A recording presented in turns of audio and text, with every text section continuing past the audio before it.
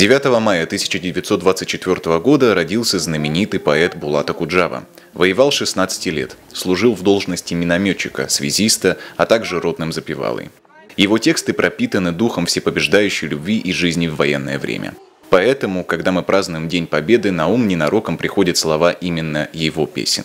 Когда подступает отчаяние, я в синий троллейбус сажусь на ходу, последний, случайный. Я в синий троллейбус сажусь на ходу, последний, случайный. «Синий троллейбус сквозь пространство и время». Такое название получила акция, организованная Иркутским областным клубом бардовской песни «Мост».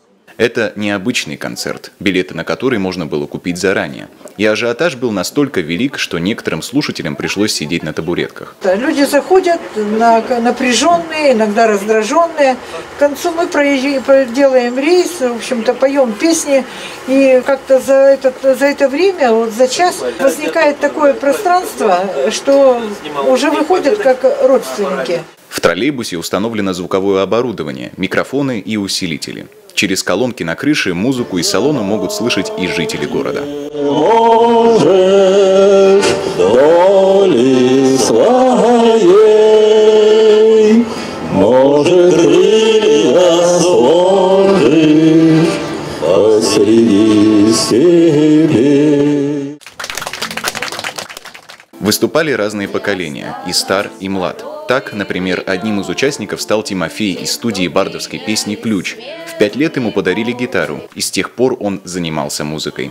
Первой выученной песней стала «Солдатик» Булата Акуджавы. Он мне нравится, но я не прям много его песен знаю. Но у него песни вроде такие простые, легкие, а в них много смысла, и их интересно слушать. В Москве на Арбате стоит синий троллейбус, стоял на приколе в кафе.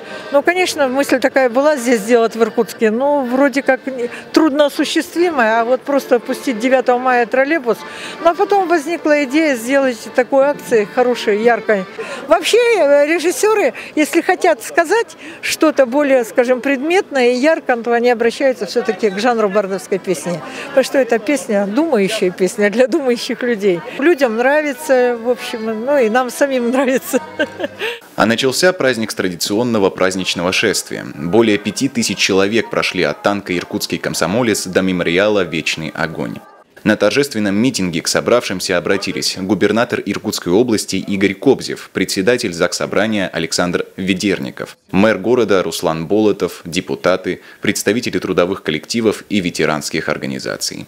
Этот праздник для нас всегда стал символом чести, доблести и славы.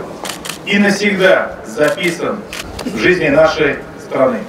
Сегодня мы отдаем дань уважения нашему старшему поколению победителей. Спикер законодательного собрания отметил, что этот праздник всегда был, есть и будет общей народной гордостью, радостью и вечной памятью о тех, кто ценой тяжелейших усилий своей жизнью защитил родную землю, спас мир от фашизма. Мы приходим сюда, на это священное место, склоняя голову с чувством уважения и благодарности за подвиг нашего народа в этой тяжелой Великой Отечественной войне. А затем представители власти вместе с жителями Иркутска возложили венки и цветы к вечному огню.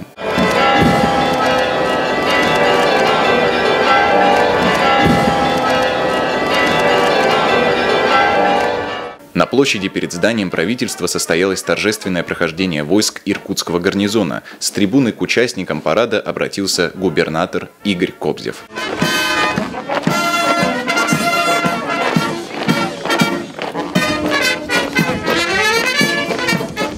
Зрители смогли увидеть как военную технику времен войны, например, легендарную полуторку, так и современную. Барабанная дробь на площади в исполнении очаровательных курсантов Восточно-Сибирского института МВД России уже традиция.